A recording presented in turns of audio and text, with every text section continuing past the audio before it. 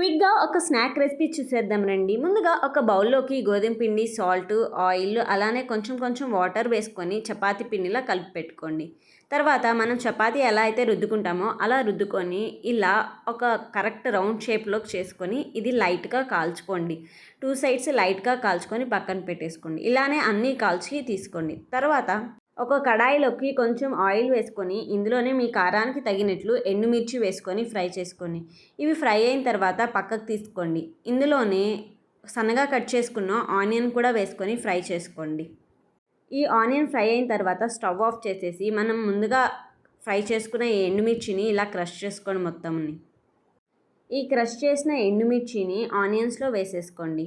ఇందులోనే కొంచెం కొత్తిమీర, ఇందులోనే కొంచెం సాల్ట్, ధనియా పౌడరు, జీరా పౌడరు, గరం మసాలా, ఆరిగానో అలానే మనం ముందుగానే కొన్ని పొటాటోస్ బాయిల్ చేసి పెట్టుకోవాలండి. ఈ బాయిల్ చేసి పెట్టుకున్న పొటాటోస్ కూడా ఇందులో వేసుకొని మొత్తాన్ని మెత్తగా స్మాష్ చేసుకొని పక్కన పెట్టుకోండి. తర్వాత మనం ముందుగా రెడీ చేసుకున్న చపాతీలు తీసుకొని దీనిపైన కొంచెం టొమాటో కెచప్ వేసి మొత్తాన్ని మంచిగా స్ప్రెడ్ చేసుకోండి. అలానే ఇందులో గ్రేట్ చేసుకున్న చీజ్ కూడా ఒక సైడ్కి వేసుకొని దానిపైన మనం ముందుగా రెడీ చేసుకున్న స్టఫింగ్, దానిపైన మరీ కొంచెం చీజ్ వేసుకొని నేను వీడియోలో చూపిస్తున్న విధంగా దీన్ని ఫోల్డ్ చేసుకోండి. అన్నీ ఇలానే చేసుకొని పక్కన పెట్టుకోండి. తర్వాత ఒక ప్యాన్లో లైట్గా ఆయిల్ వేసుకొని మనం ముందుగా రెడీ చేసి పెట్టుకున్న ఇవన్నీ వేసుకొని పైన కూడా కొంచెం ఆయిల్ వేసుకొని ఇవన్నీ 2 సైడ్స్ లో ఫ్లేమ్లోనే ఫ్రై చేసుకోండి. ఒక సైడ్ కాలిన తర్వాత ఇంకో సైడ్ ఫ్లిప్ చేసుకొని అన్నీ ఇలానే ఫ్రై చేసుకోండి.